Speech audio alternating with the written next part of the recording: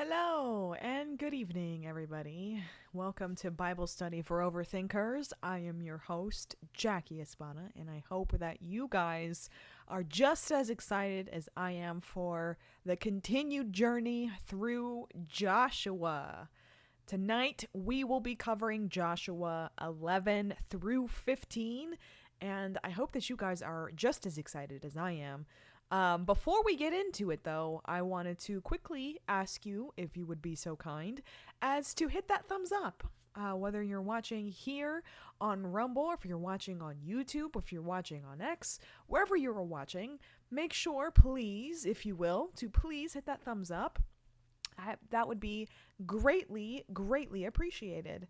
And also, before we get into the actual Bible of it all, we would like to thank some of our sponsors. And of course, our sponsors for Bible study are, of course, you can see them right down there. See them? But wanted to quickly thank them one by one. And first up is, of course, Loaded Gun. Veteran-owned, small batch roasted, and bold enough to actually taste as strong as it smells. They're all about quality over gimmicks, and every bag is roasted to order, so it's fresh when it hits your doorstep.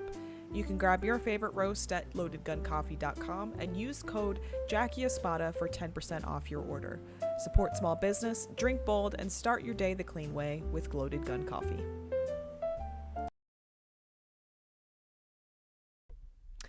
Thank you to Loaded Gun, and of course you save and also support what I'm doing here on my channel by using my code Jackie Espada, of course.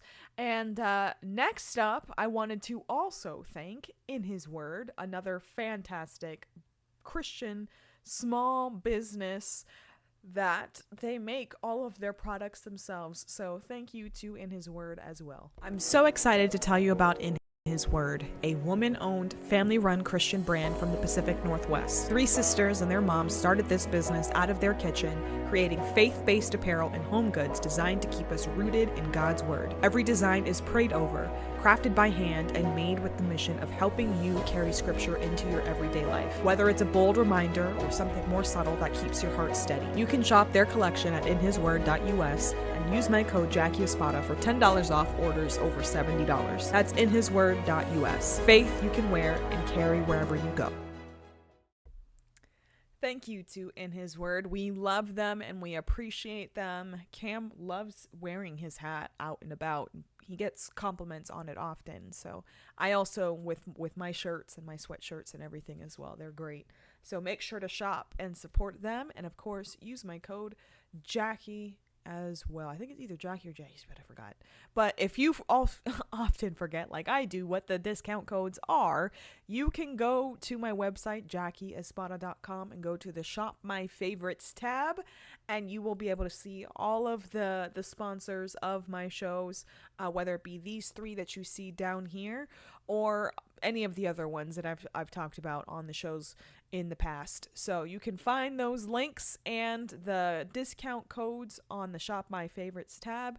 And of course, if you ever have any suggestions for companies that you are loving and want me to try them out, please feel free to let me know so that I can look into them. Also, wanted to let you guys know that you guys have been so incredibly generous with your Amazon.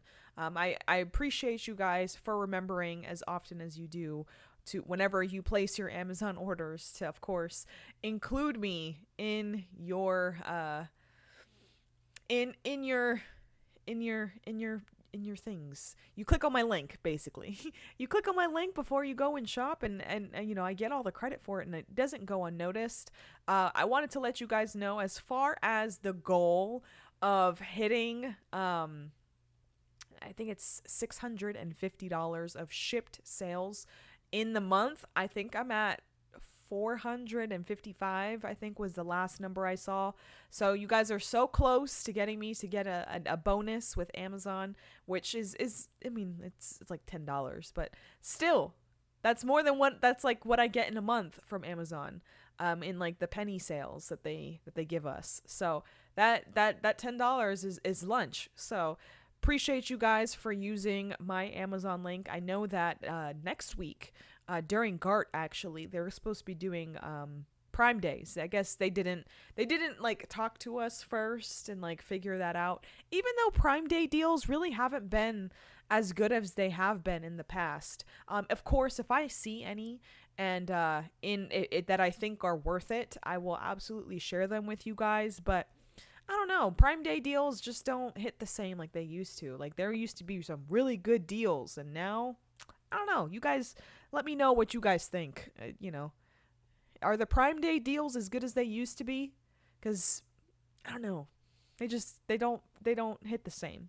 But what you can do with that Amazon account is you can get your She Reads Truth Bible and follow along with us. This is, of course, the Bible that I'm going to be reading from today. And we will touch our last sponsor later on in the show. But nice transition there, don't you think? We're going to read chapters 11 through 15 of Joshua today. And before we read anything, we are now crossing a major structural threshold in the book of Joshua. So chapters 1 through 10 were about entry and conflict. And, the crossing of the Jordan, the early battles that they had, the failures, of course, and then the ultimate recoveries. Well, chapters 11 through 15 here are the hinge. The northern campaign wraps up the military phase. A ledger is now drawn up, and then the book pivots into something that feels completely different. The long, detailed, slow work of dividing the land. So most people find these chapters to be a little tedious, which is chapters 12 through 15, but it's worth interrogating. Why does the Bible spend so many chapters on geography and boundary lines and city lists? I don't know. What do you guys think? Well, I think it's because the promise wasn't abstract. God didn't promise Israel a spiritual sense of belonging or a relationship with the land. He promised them specific territory. This valley or that hillside, those springs, those cities.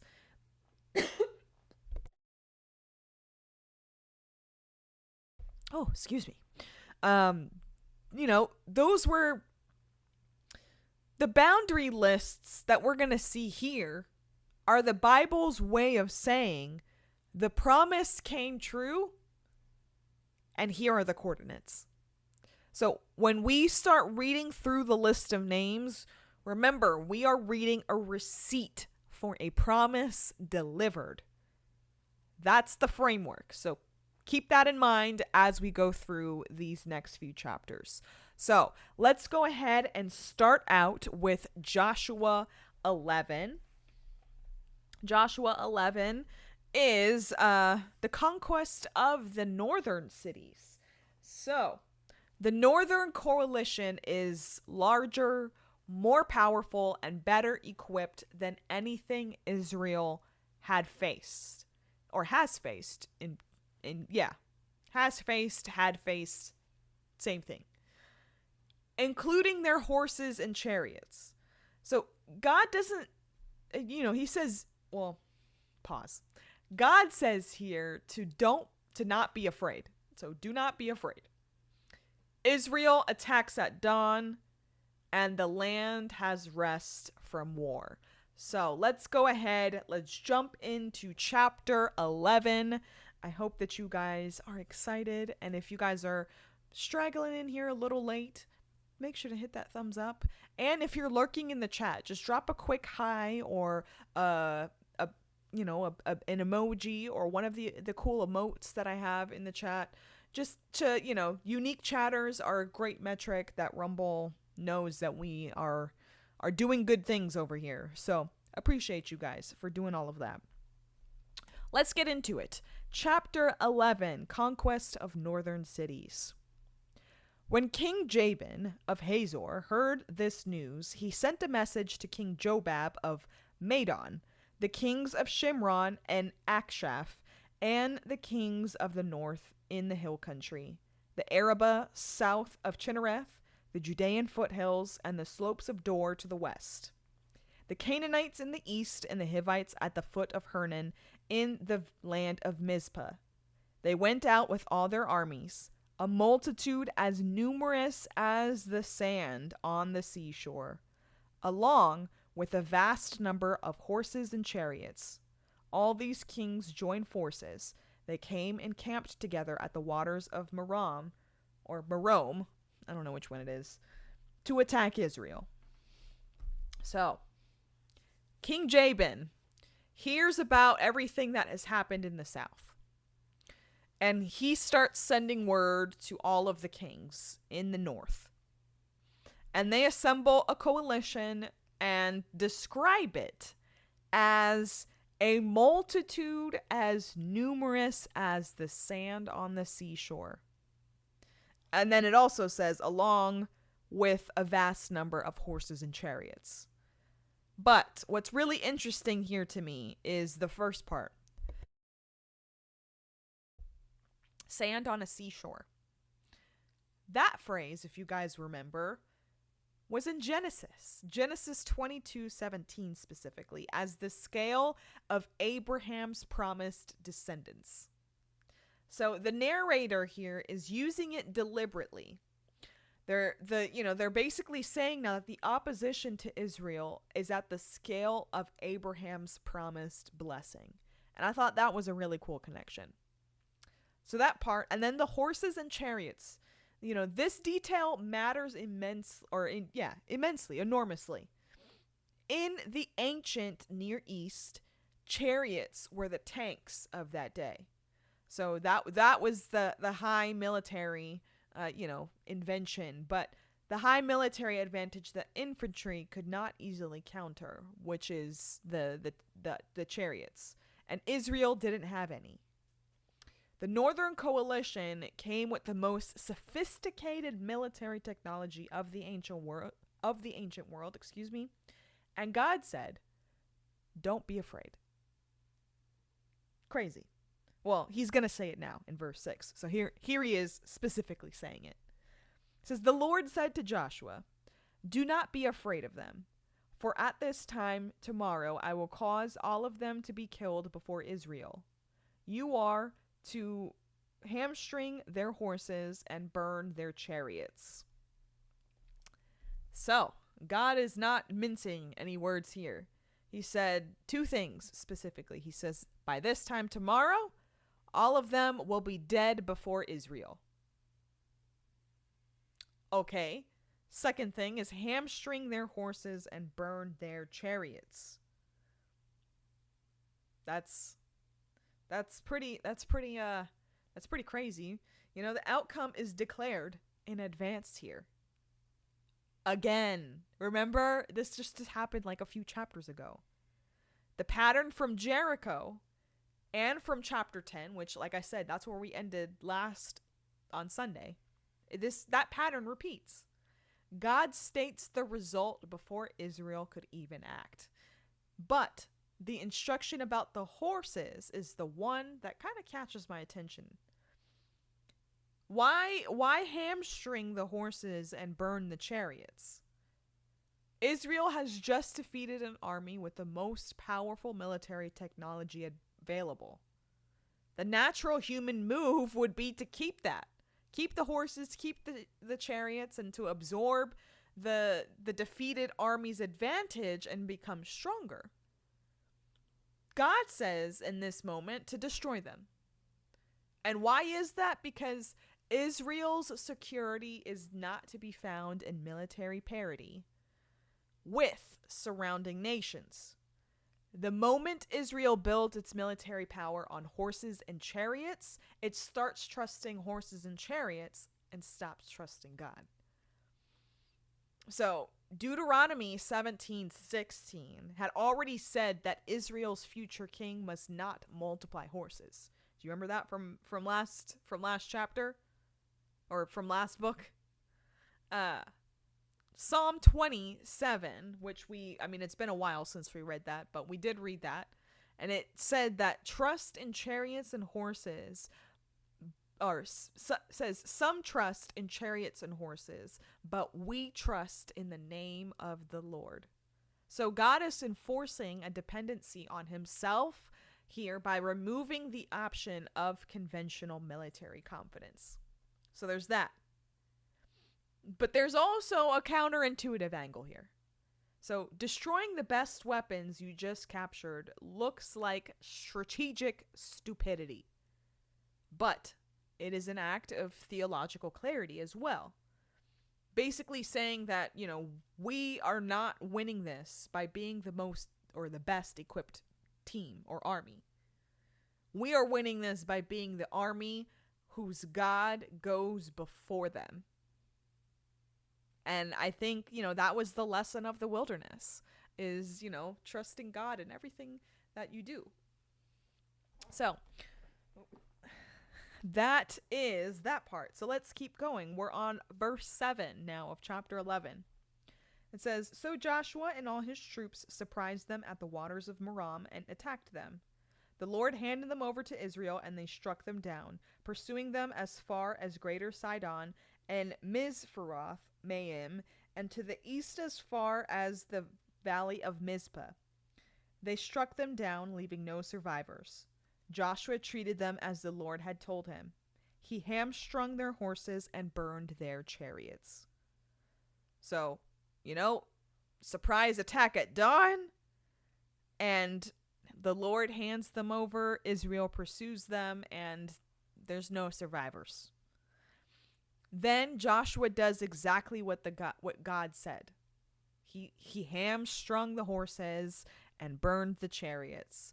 And verse 9 here is quietly significant in my opinion.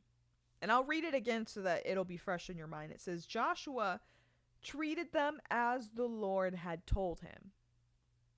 This phrase appears repeatedly, or at least, variations of it repeatedly appears in chapter 10 and 11. It is the narrator's signal that Joshua's obedience was complete. He did not modify the instructions here. What he did, he didn't modify the instructions and he didn't improve on them. He did exactly what he was told. This right here is that same Joshua of chapter 1 back in action. The man whose lips and heart were saturated with the book of the law. And now it finally shows in the precision of his obedience. So that is pretty awesome to see there. Let's keep reading.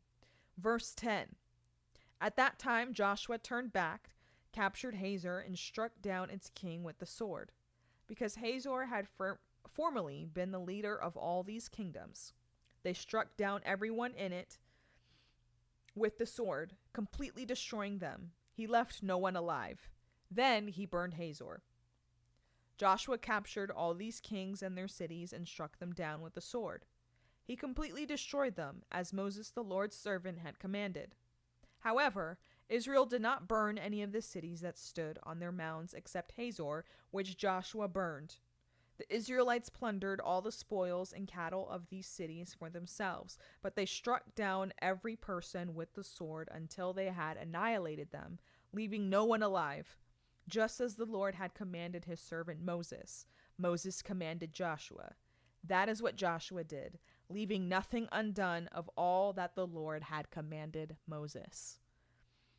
So this is pretty awesome here.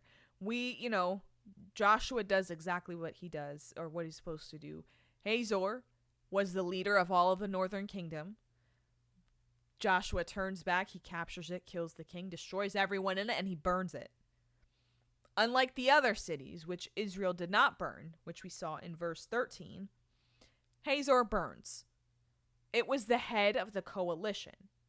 Its destruction is complete and symbolic because, of course, like I said, this is the leader. This is the superpower.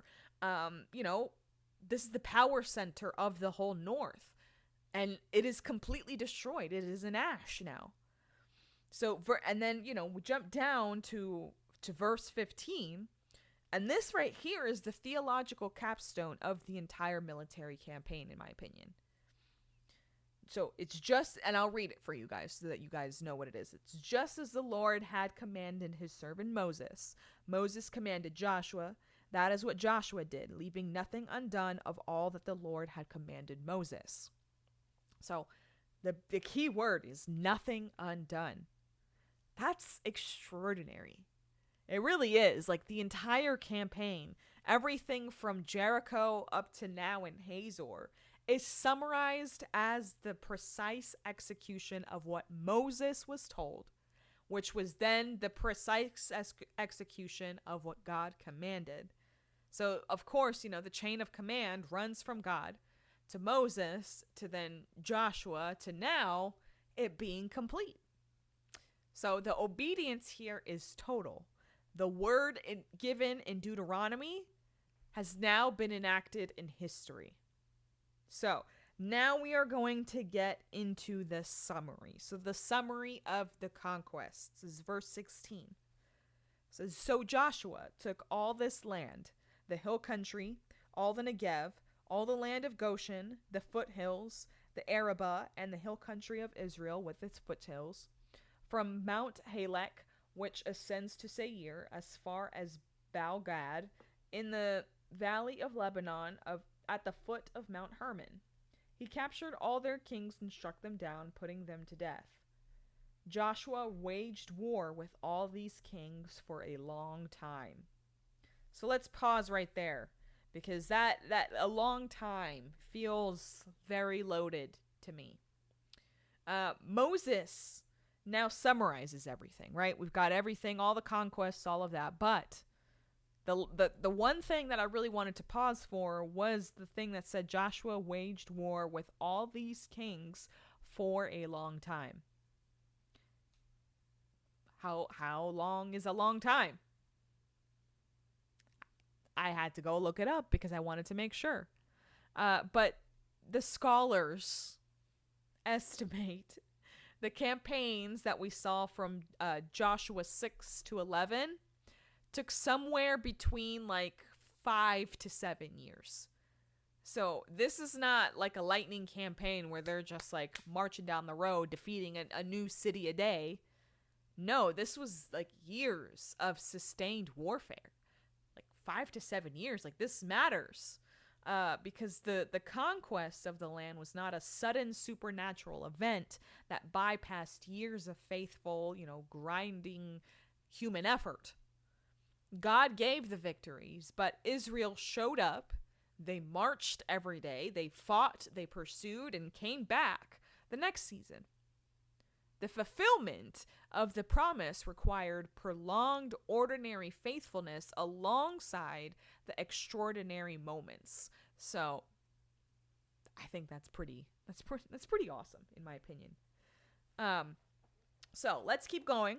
Now we're going to get into the city of Gibeon. Let's see what they're up to. Verse 19 says, no city made peace with the Israelites except the Hivites who inhabited Gibeon. All of them were taken in battle, for it was the Lord's intention to harden their hearts so that they would engage Israel in battle, be completely destroyed without mercy, and be annihilated just as the Lord had commanded Moses. So, only one city made peace, which was Gibeon, and we saw that in chapter 9. Every other city fought and was ultimately destroyed. And then the narrator adds something that has kind of generated a little bit of discussion ever since. So I'll read what it says. For it was the Lord's intention to harden their hearts so that they would engage Israel in battle, be completely destroyed without mercy. God hardened their hearts. This is the same language, and I know that you guys already know, but this is the same language used of Pharaoh. Remember in Exodus? And it raises the same question. If God hardened their hearts, are they responsible for their own destruction? I'm interested to see what you guys have to say in the chat. But the pattern in Exodus is instructive. Pharaoh hardened his own heart first, which we saw in Exodus 8:15, 8:32, and 9:34. And then God's hardening confirmed and fixed the direction Pharaoh had already chosen. The hardening here is not arbitrary. It was God confirming what the person or people were already doing. So the Canaanite kings had already chosen to fight. Their hardening confirmed and completed what they were already choosing.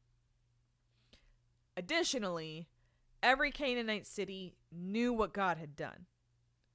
Rahab's testimony, remember back in chapter 2, proves it. They had 40 years, guys, of reports about Israel's God. The city of Gibeon chose a different path. The other cities chose resistance. So God's hardening is not an overriding of innocent hearts. It is the confirmation of guilty ones. So I guess that leads me to pose the question to you. Is your heart already hardened about something? It could be like the simplest thing, but maybe there is a little bit of a hardening of heart already, because it's already a direction you're already choosing. So who knows? Maybe that's just a moment for you to have some self-reflection, and definitely for me too. All right, the last two verses in this chapter, chapter 11, is, at that time, Joshua proceeded to exterminate the Anakim from the hill country, Hebron, Debir, Anab, all the hill country of Judah and of Israel. Joshua completely destroyed them with their cities. No Anakim were left in the land of the Israelites except for some remaining in Gaza, Gath, and Ashdod.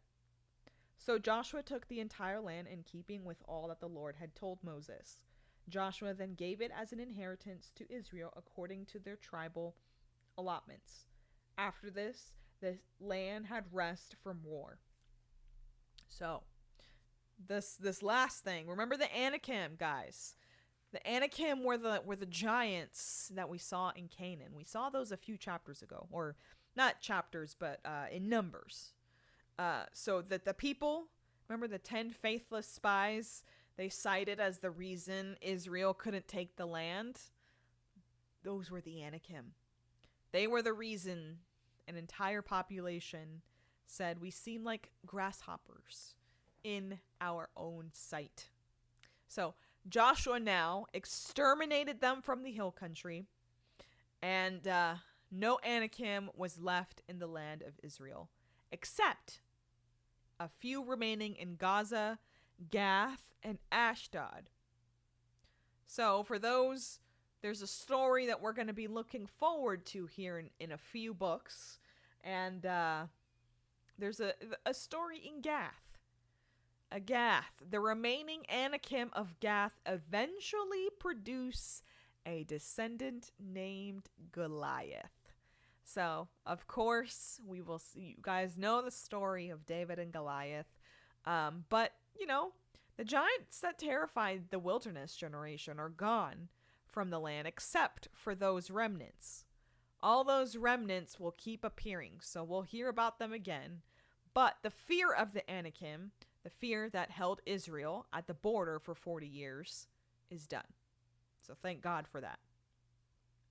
And then the last verse in here, the last verse is the military phase is now over. The land finally has rest.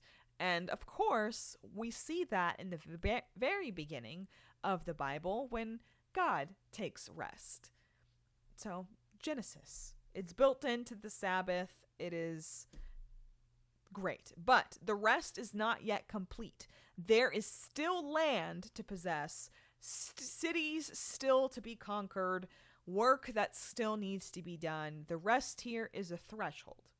The fighting has stopped, but the inhabiting has only begun. So, thought I heard something out there.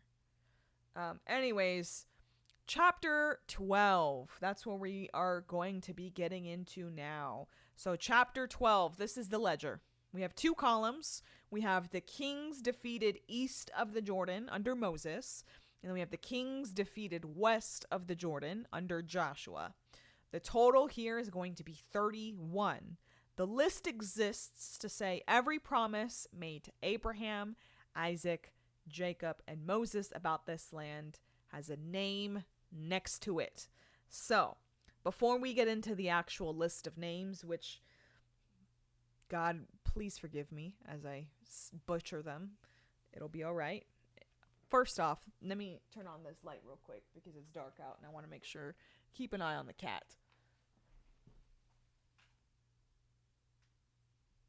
I don't see her, so hold on.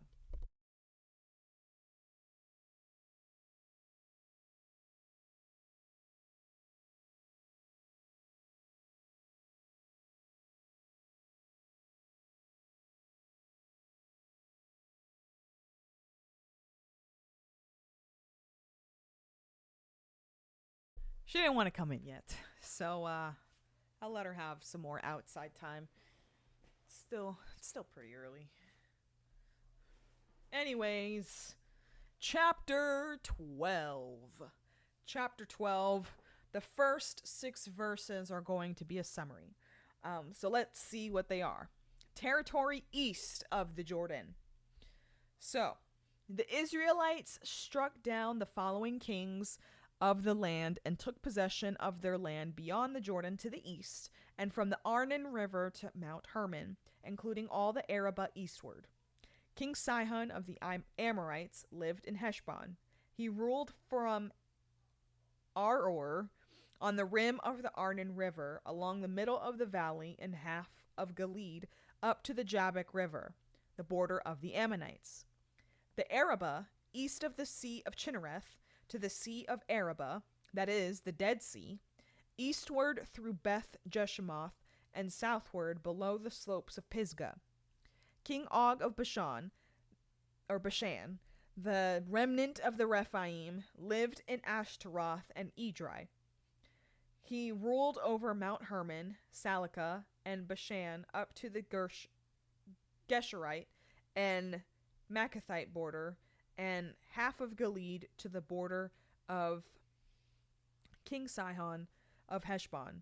Moses the Lord's servant and the Israelites struck them down. And Moses the Lord's servant gave their land as an inheritance to the Reubenites, Gadites, and half the tribe of Manasseh. So, these verses summarize what happened before the book of Joshua began. So these are the victories under Moses. And then, we remember Sihon and Og, and, that's all the east side of the Jordan. Those were recounted back in Numbers 21 and then again in Deuteronomies 2 and 3. They are obviously, we also see them referenced at other points too. But it feels weird, right, to include them. But they're included because the conquest is not Joshua's project.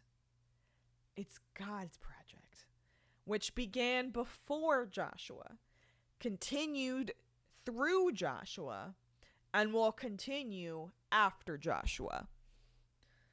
So, including Moses' column here makes clear that Joshua is a chapter in a longer story.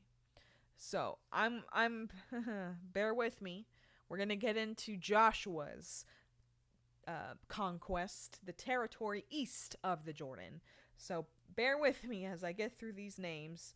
And this will be the end of chapter 12, because chapter 12 was pretty short.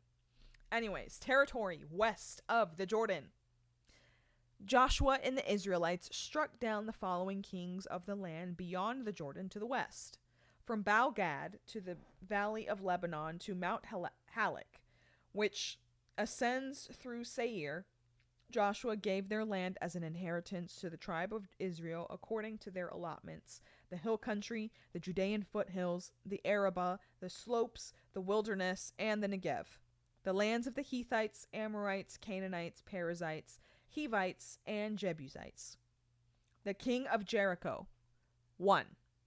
The king of Ai, which is next to Bethel, 1. The king of Jerusalem, 1. The king of Hebron, 1. The king of Jarmuth, 1. The king of Lachish, 1. The king of Eglon, 1. The king of Gezer, 1. The king of Debir, 1. The king of Geder, 1. The king of Hormah, 1. The king of Ared, 1. The king of Libnah, 1. The king of Adullam, 1. The king of Makkedah, 1.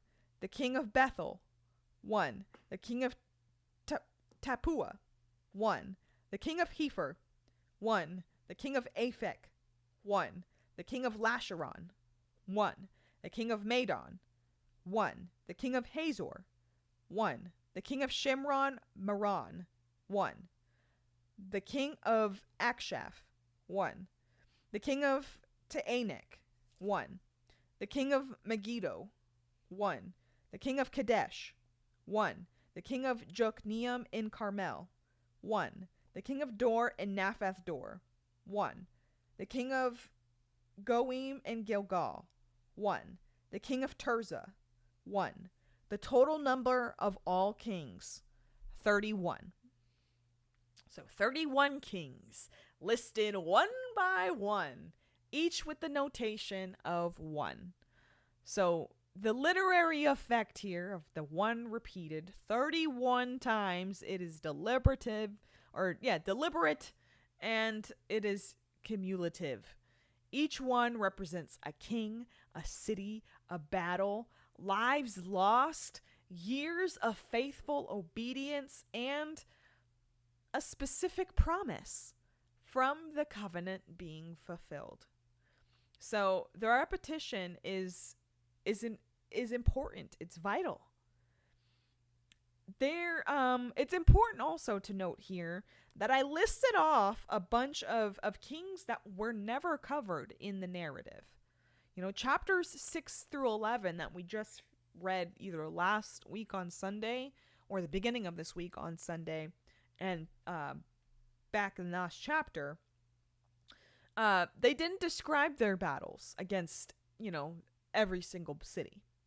We got kings of Geder and Hormah. All of those, went without their battles being narrated. This tells us that Joshua is selective in what is recorded. The book isn't trying to give like a complete military history here. It's just, it narrates the theological significant events, and then the chapter, the ledger kind of fills in the rest. Basically, the battles happened. The narrator just didn't tell all of them, which is okay. I think in our opinion, I think we're okay with not getting every single gory detail. It's all right. Our book would be much larger too. Like the Bible would be even more humongous. But anyways, chapter 13. Chapter 13 is the next chapter. And it starts off by talking about Joshua's age. Joshua is now old. There is still a lot of land left. And God's response here is not hurry up or, you failed. No, it really is divide it anyway. Give it as an inheritance even before it's fully possessed.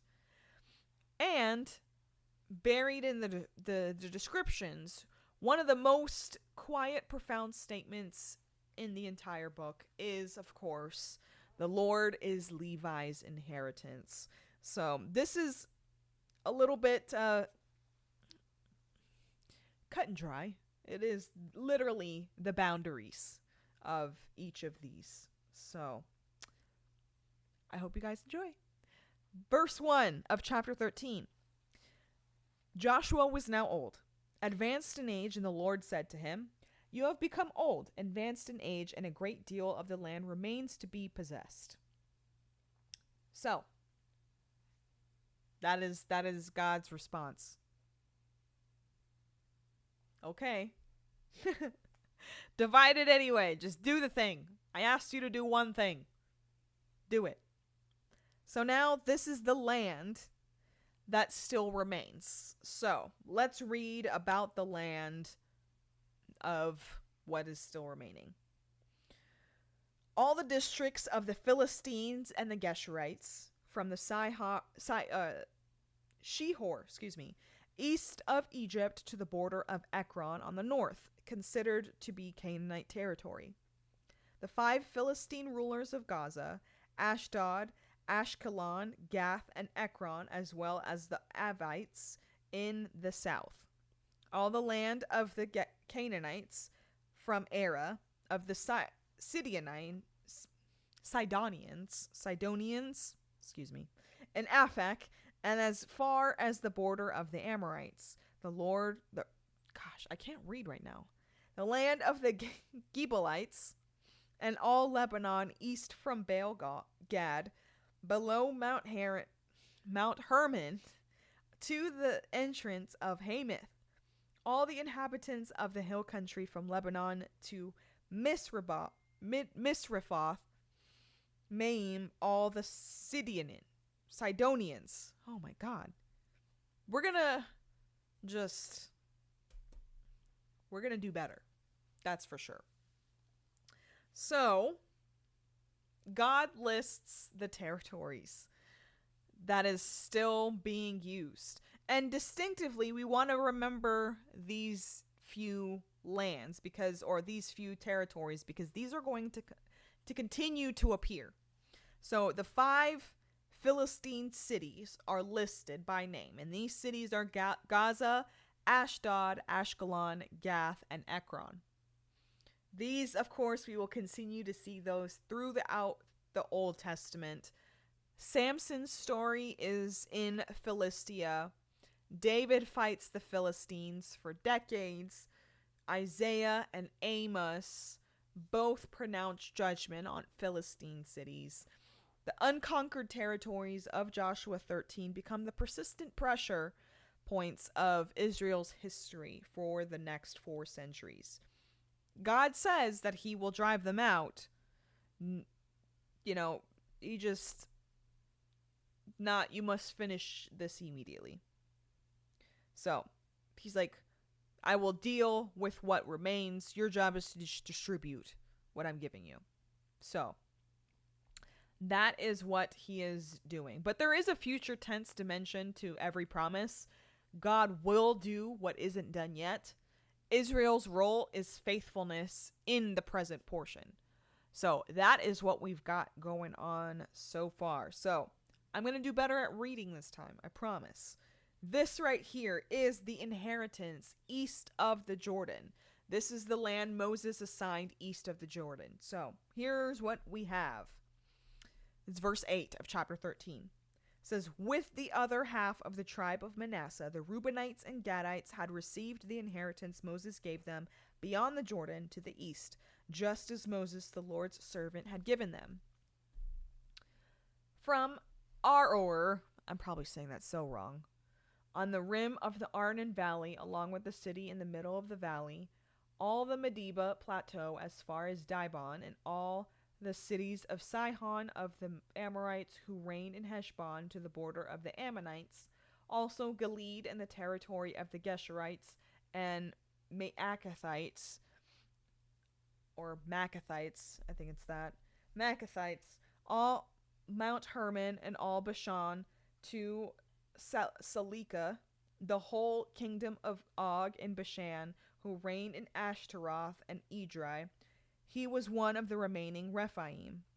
Moses struck them down and drove them out. But the Israelites did not drive out the Geshurites and Macathites, so Gesher and Machath still live in Israel today. So, the land assigned to Reuben, Gad, and half of Manasseh is summarized again. These, of course, we include Sihon and Og again. It also interesting that they include that Og was one of the last of the Rephaim. Remember the giant people related to the Anakim? His kingdom is now parceled out to ordinary Israelite families, and the territory that once belonged to giants is now farmland for shepherds and farmers. Good for them. And then we also see a small verse, but the Israelites did not drive out the Geshurites and the Maccathites. That holds a lot because we're going to see them again. We're going to see them later on, probably in a few books, in fact. So hold on to that thought. Verse 14.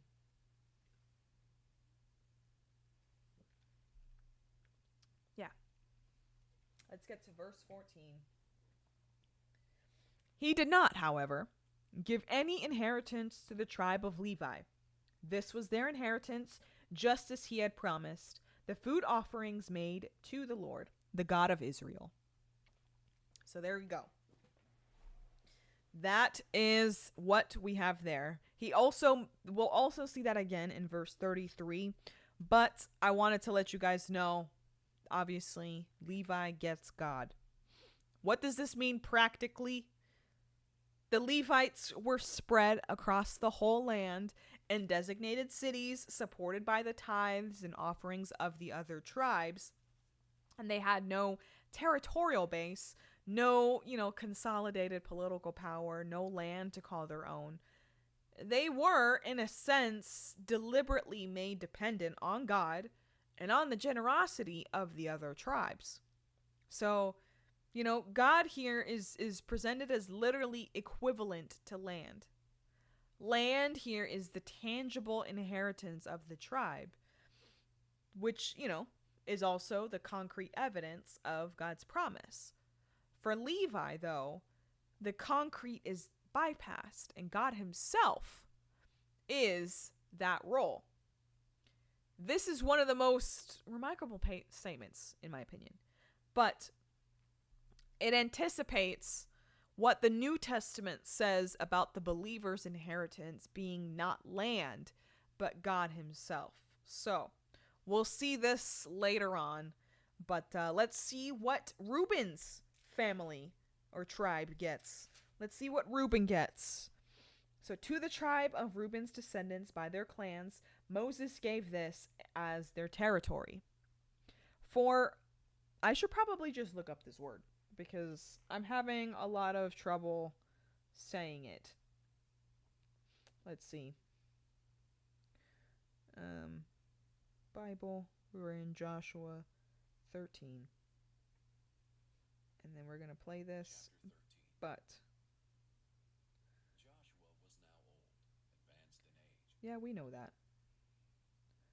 I want to listen from here. And said to him, "You have become old, advanced in age.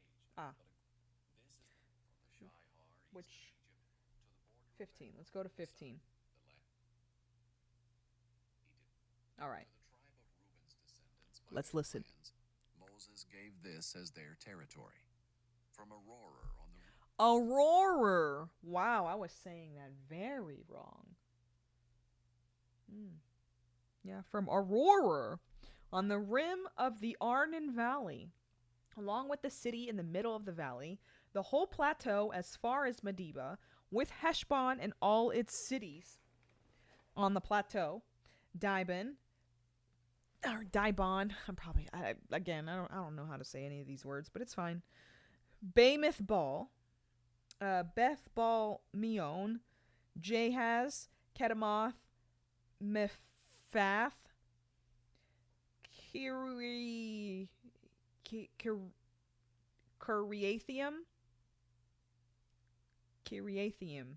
Sibma, Zereth Shahar on the hill of the valley, Beth Peor, the slopes of Pisgah, and Beth Jeshemoth, all the cities of the plateau, and all the kingdom of the king Sihon of the Amorites, who reigned in Heshbon. Moses had killed him and the chiefs of Midian, Evi, Rechem, Zur, Hur, and Reba, the princes of Sihon who lived in the land, along with those of the Israelites put to death. They also killed the diviner Balaam, son of Beor, with the sword. Well, makes sense. So, yeah, Balaam is killed. That's probably a good thing. But anyways, Reuben's Plateau, former Sihon territory. But it's also interesting that Balaam is included here. You know, is a notable name. Balaam. Remember the guy, the prophet hired by Balak to curse Israel? Well, yeah. The talking donkey guy. This is the guy. His name here appears in the boundary list, not as a hero, but more so like a warning. The man who tried to harm Israel with his tongue was ultimately killed in the land. You know, words intended against God's purpose, they didn't end so well for him. So that is what we have for Reuben's inheritance. Next up, we're going to get into Gad's inheritance. So verse 24.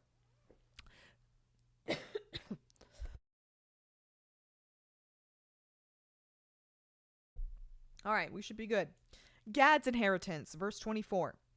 To the tribe of the Gadites, by their clans, Moses gave this as their territory: Jazer and all the cities of Gilead and half the land of the Ammonites, to Aurora, near Reba, from Heshbon to Ramoth Mizpah, and Betanim, and from Mahanaim to the border of Debir, in the valley, Beth Harim, Beth Nimrah, Succoth, and Zephon, the rest of the kingdom of King Sihon of Heshbon.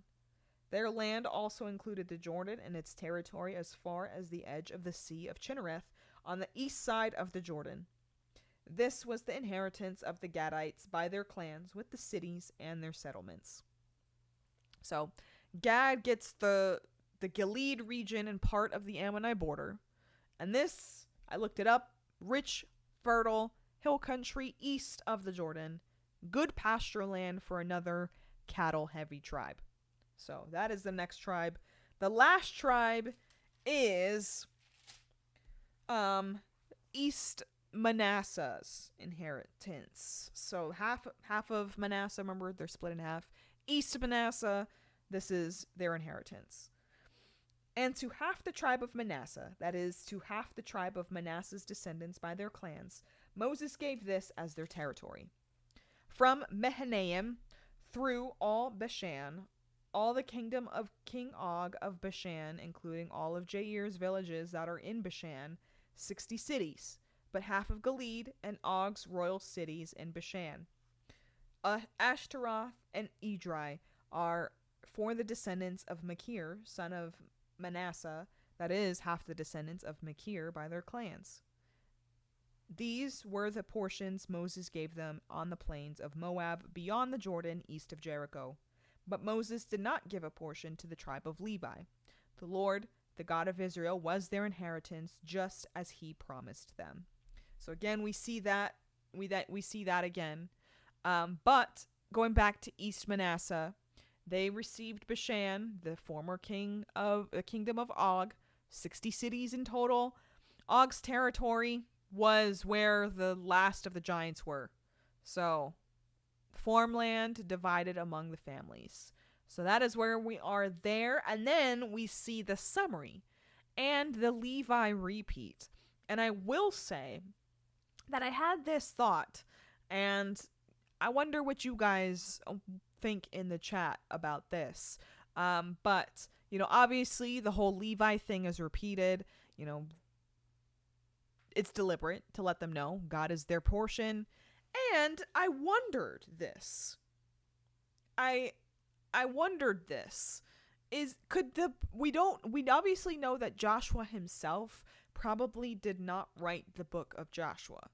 It doesn't seem like he wrote it himself, kind of like Moses' books did. I wonder if a Levite was the one that wrote this book. And I looked it up, and it says that it could be. So I wonder if you guys had that same thought as well. If you guys had the thought of maybe the narrator of Joshua is a Levite, because they speak so highly of themselves. They, let people know, like, just reminder, hello, God is our portion. Levites, remember, God is our portion. Everybody else got land. I don't know. I mean, obviously, it's not like a jealousy thing because God is their portion. But maybe it was like one day when one of the scribes was just like fed up, just like threw it in there. He's like, I'm jealous. Probably not. That's just me, making up stories, being a human. Anyways, chapter 14.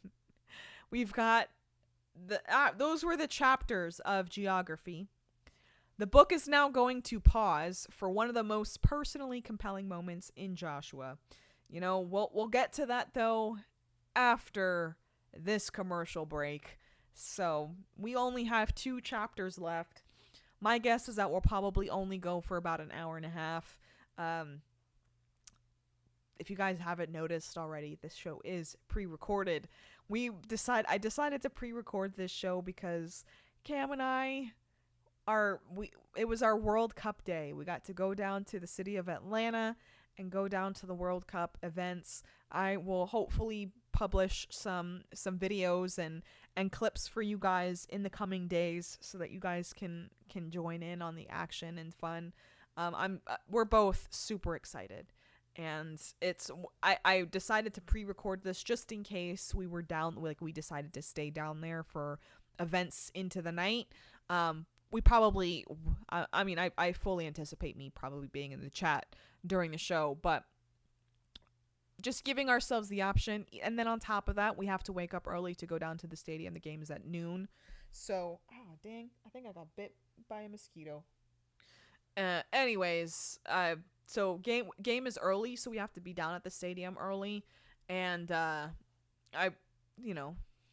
we're probably going to be tired by the time we come back. So also wanted to give myself some time to rest. So thank you for understanding. If you guys send in any rants or Venmos or Cash Apps or anything like that, I will read them on the next show that is live, which will be on Sunday, which will be our last show before we go to GART and all of that. So we'll probably take a few days off, to be honest, because we'll be traveling for GART and then for the 4th of July. So I will let you guys know what ends up happening there. But real quick, we are going to thank our last sponsor of this show, and then we'll read chapters 14 and 15 of the Bible for today, or for tonight, and then we will get on out of here. So here we go with Tamarack Garden. 3 boys taught me 2 things. Slugs are relentless. As an herbalist, I know you don't need harsh chemicals to protect your family. Here at Tamarack Garden, we've got you covered with natural sunscreen, mosquito and tick repellent that's even safe for your pets, a salve to draw out bug bites, and soothing sunburn cream, all made with the power of plants. Because we think summer memories should last longer than the bug bites. Tamarack Garden. Protect your family naturally and eat your weeds.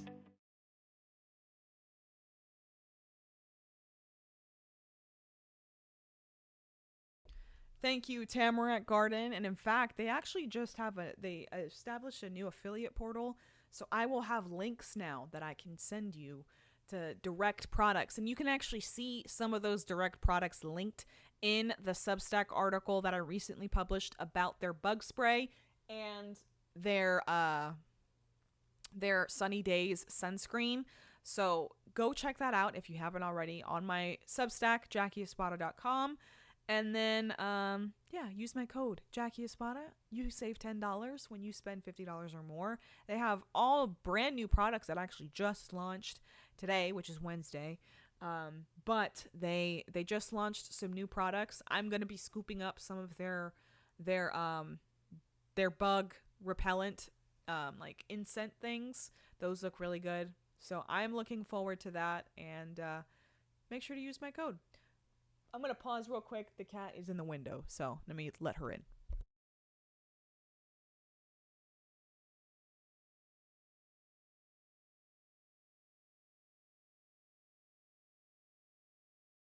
All right. You see her just looking at us? Okay. Anyways, we are jumping right in. Chapter 14. Chapter 14. We have, like I said, after chapters of geography, we now finally have the book pausing for one of the most personally compelling moments in Joshua. We have an 85-year-old man walking up to the general and saying, "Give me the mountain where the giants live. I've been waiting 45 years for this, and I'm ready." So, let's see. Where did the cat go? She'll figure it out. Anyways, let's get into it. Chapter 14. Here we go. Israel's inheritance in Canaan. The Israelites received their portions from the priest Eleazar. Joshua, son of Nun, the family heads of the Israelite tribes, gave them in the land of Canaan. Their inheritance was by lot, as the Lord commanded through Moses, for the 9.5 tribes, because Moses had given the inheritance to the 2.5 tribes beyond the Jordan. But he gave no inheritance among them to the Levites. The descendants of Joseph became 2 tribes, Manasseh and Ephraim. No portion of the land was given to the Levites except cities to live in, along with pasture lands for their cattle and livestock.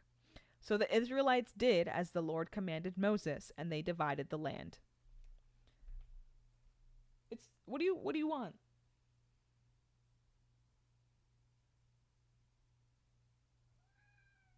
What?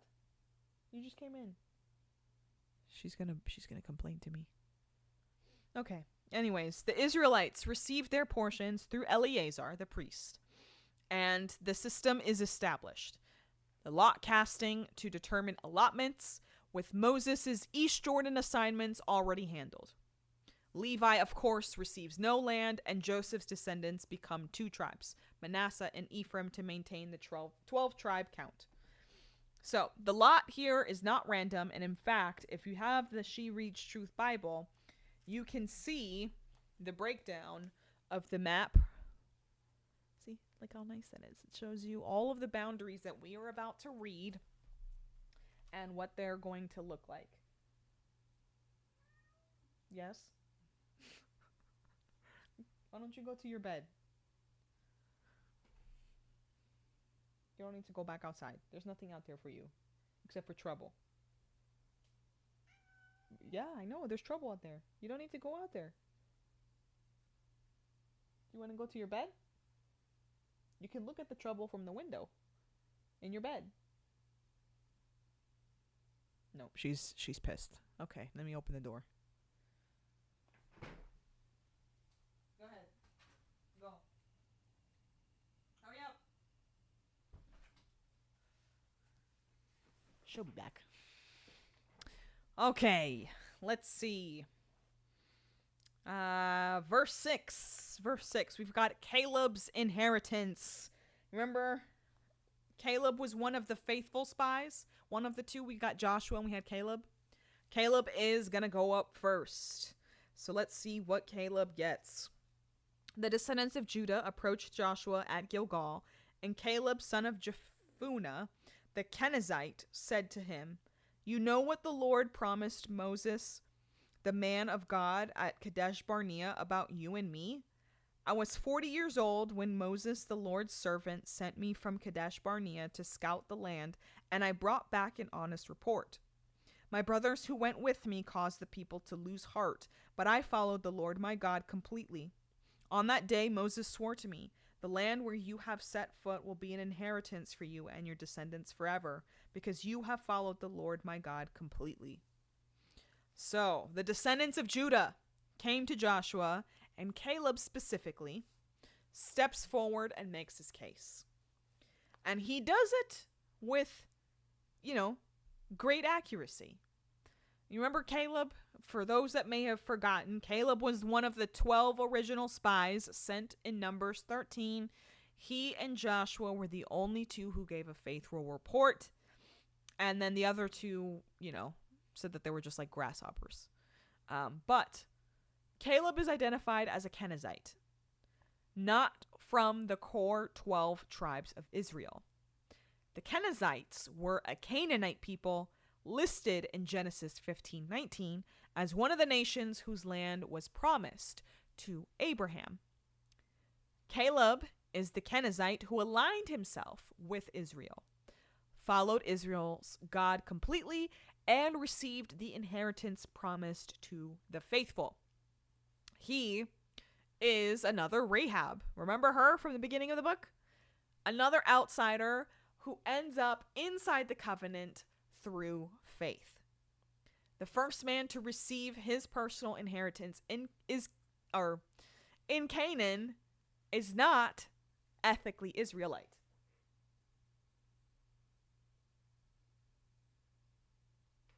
Hold on.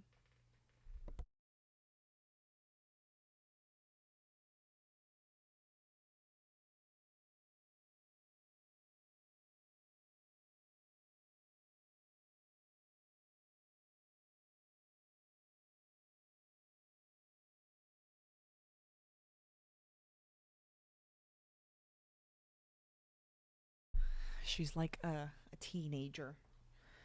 Anyways, that's who Caleb is. So Caleb gets his inheritance first. Let's see what else they say about Caleb's inheritance. Verse 10. As you see, the Lord has kept me alive these 45 years as he promised.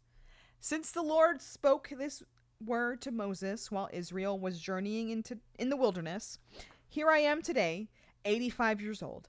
I am still as strong today as I was the day Moses sent me out. My strength for battle and for daily tasks is now as it was then.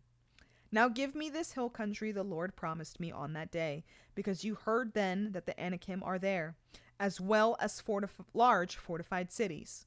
Perhaps the Lord will be with me, and I will drive them out as the Lord promised. So Caleb makes his case. He said, Moses spoke this word 45 years ago. God has kept me alive these 45 years. Here I am, 85 years old, stronger than ever. And then he gets the ask. He wants the specific land where the Anakim are. But let's be real. Let's be real honest about what Caleb is asking for. He knows that there are Anakim in this territory. The giants. He mentioned them specifically. The Anakim, guys, the giants. The ones his fellow spies said made them feel like grasshoppers. He is 85 years old and asking for that land. Not a, comfortable lowland where he can go and retire. Not a city that's already been cleared. No. He wants the hardest remaining territory, where the giants are. And he has faith. He says, perhaps the Lord will be with me. This phrase is not uncertain, it's not uncertainty about whether God will show up. It is the language of humble faith. The same posture as like, if the Lord wills. Caleb isn't cocky. He's confident in God and not so much in himself. He's 85 years old. He's been waiting a long time and he is choosing the hardest thing. Man, what a guy that Caleb guy is. All right, let's keep going. Chapter 14, verse 13, and this is where we'll end chapter 14. It says, Then Joshua blessed Caleb, son of Jephunneh, and gave him Hebron as an inheritance. Therefore Hebron still belongs to Caleb, son of Jephunneh, the Kenizzite, as an inheritance today, because he followed the Lord, the God of Israel, completely. Hebron's name used to be Kiriath Arba. Arba was the greatest man among the Anakim.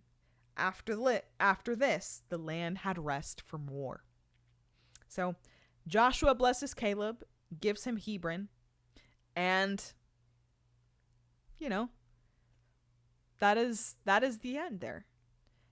But Hebron's old name, verse 15, before we close out. Hebron's name used to be Kiriath Arba, the city of Arba, who was the greatest man among them, among the Anakim. Caleb's inheritance, the land that God promised him, was the very city named after the greatest of the giants. The man the giants one made others feel like grasshoppers before now inherits the giants' namesake city. And then, after this, the land had rest from war. So the rest is being reaffirmed as each territory is settled. So that is chapter 14. We are going to get into chapter 15, which is the most detailed allotment in the book. Judah gets the most space because Judah carries the most theological weight. They carry the messianic line. So, it embedded in the boundary lists, though, is a woman who asks for more than she was given, and at the very end, a city that couldn't be taken.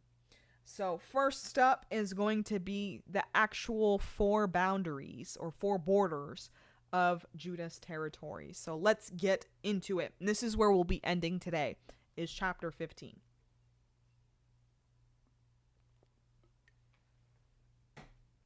All right. Judah's inheritance, chapter 15.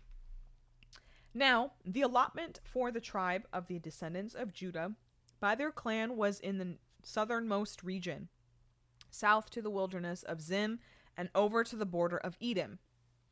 Their southern border began at the tip of the Dead Sea on the South Bay and went south of the Scorpion's Ascent, proceeded to Zin, ascended to the south of Kadesh Barnea, passed Hezron, ascended to Adar, and turned to Karka.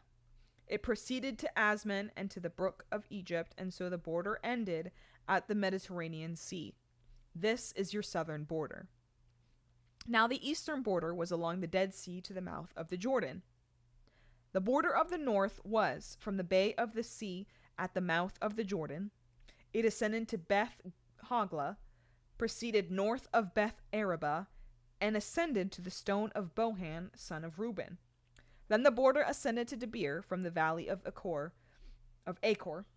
or Acher, I don't know which one it is, turning north to the Gilgal that is opposite the ascent of Adumim, which is south of the ravine. The border proceeded to the waters of En Shemesh and ended at En Rogel. From there, the border ascended Ben Hinnom Valley to the southern Jebusite slope, that is, Jerusalem, and ascended to the top of the hill that faces Hinnom Valley on the west at the northern end of Rephaim Valley. From the top of the hill, the border curved to the spring of the waters of Nephtoah, went to the cities of Mount Ephron, and then curved to Bela, that is, Kiriath Jearim.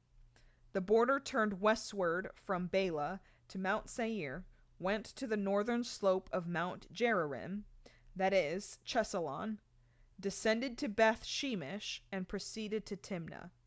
Then the border reached to the slope north of Ekron, curved to Shikharon, and proceeded to Mount Bela, went to Jabneel, and ended at the Mediterranean Sea. Now, the western border was the coastline of the Mediterranean Sea. This was the border of the descendants of Judah around their clans. So, very detailed border. We don't need to get into the specifics of it. But Kadesh Barnea is the site of Israel's worst failure. And now it gets a border marker. So that is pretty interesting.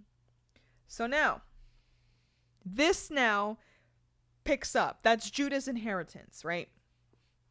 That's all on its own. This part of chapter 15 picks up where we left off in chapter 14. So now we're getting to Caleb and O'Neill. So chapter 15, verse 13. It says, He gave Caleb, son of Jephunneh, and the following portion along the descendants of Judah, based on the Lord's instruction to Joshua. Kiriath Arba, that is Hebron. Arba was the father of Anak. Caleb drove out from there the 3 sons of Anak, Sheshai, Ahiman, and Talmai, descendants of Anak. So, Caleb receives Hebron, which is Kiriath Arba, among the descendants. And verse 14 says that Caleb drove out from there the 3 sons of Anak. Right? These 3 names appeared in Numbers 13:22. Sheshai, Ahiman, and Talmai. These were the Anakim the original spies saw at Hebron and were terrified of. They were the same individuals, now 45 plus years later, still in the same city. The exact same giants that paralyzed Israel at the border. Caleb, at 85, drives them out. The men who made a generation feel like grasshoppers are expelled by an old man following God completely. So just because you feel old doesn't mean that, or just because you're old in age doesn't mean that you cannot still do the impossible things, because you got God on your side. And as long as he's sending you to do the things, you can basically count that it's already done. All right, verse 15 says, From there he marched along the inhabitants of Debir, which used to be called Kiriath Sepher, and Caleb said, Whoever attacks and captures Kiriath Sepher, I will give my daughter Achsah to him as a wife. So O'Neill, son of Caleb's brother Kenaz, captured it, and Caleb gave his daughter Achsah to him as a wife.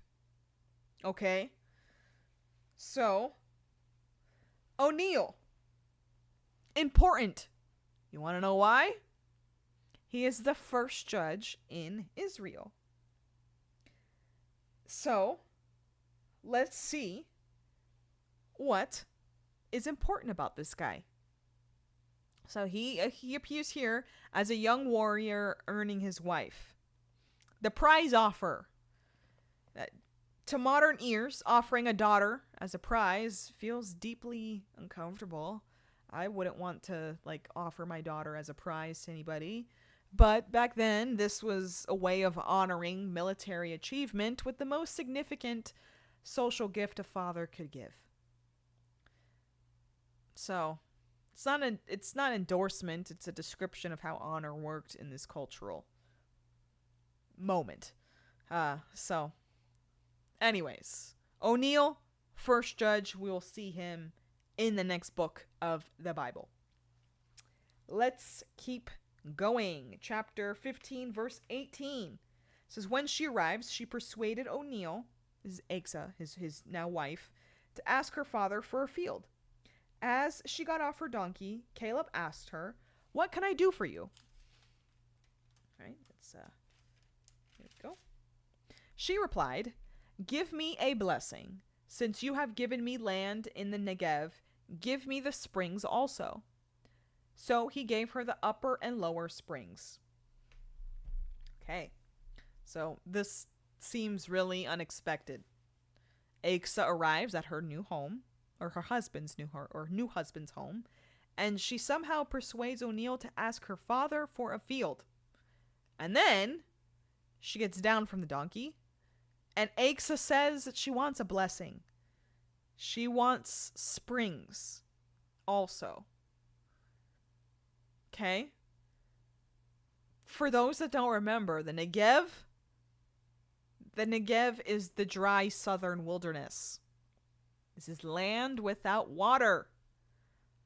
Water is, land land without water is nearly useless in this territory. So that's kind of why it's important to know why this is important.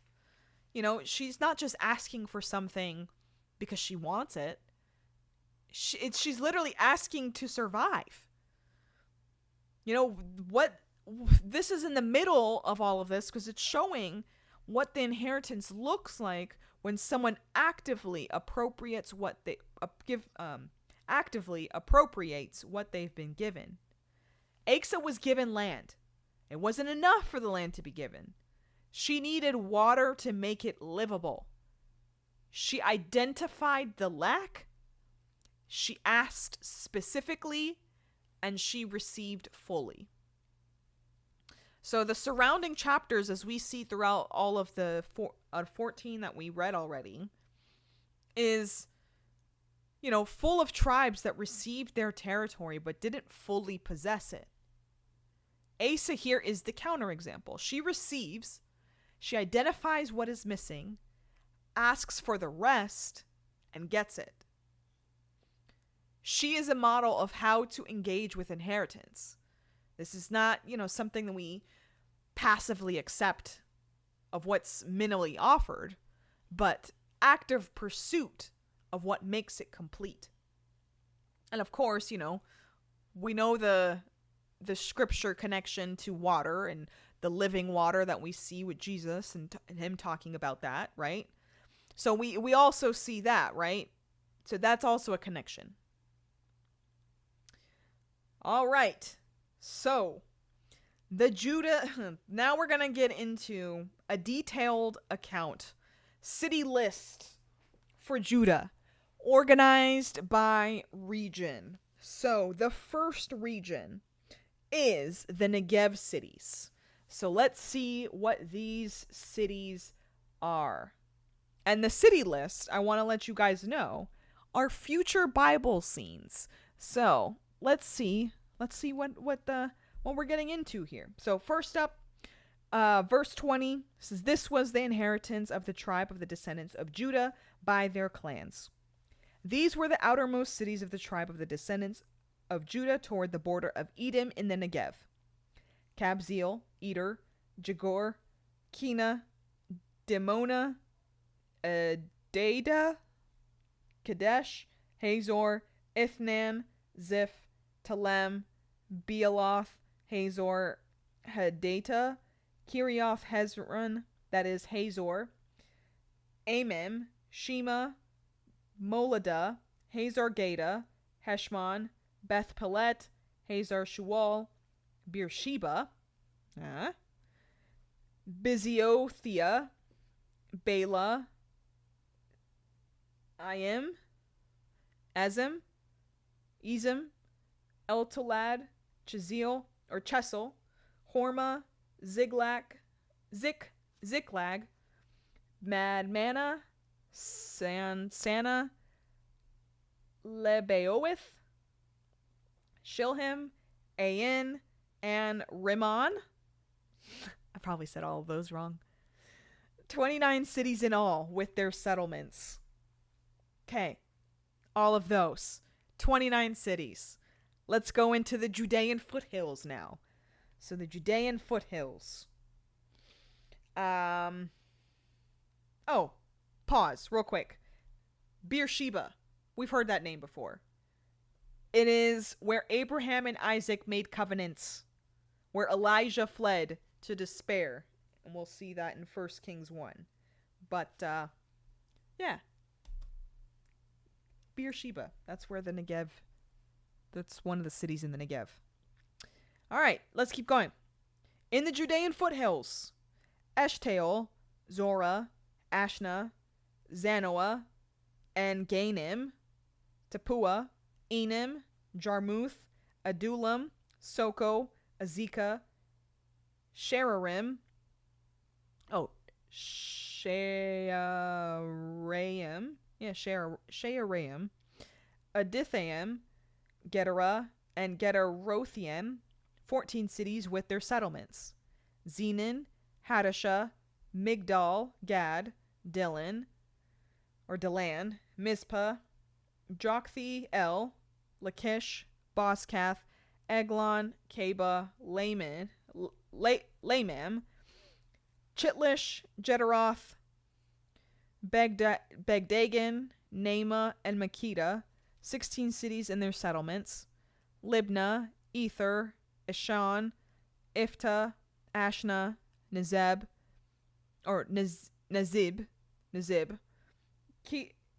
Keilah, Akzib, and Marishah, 9 cities with their settlements, Ekron with its surrounding villages and settlements, from Ekron to the sea, all the cities near Ashdod with their settlements, Ashdod with its surrounding villages and settlements, Gaza with its surrounding villages and settlements, to the brook of Egypt and the coastline of the Mediterranean Sea.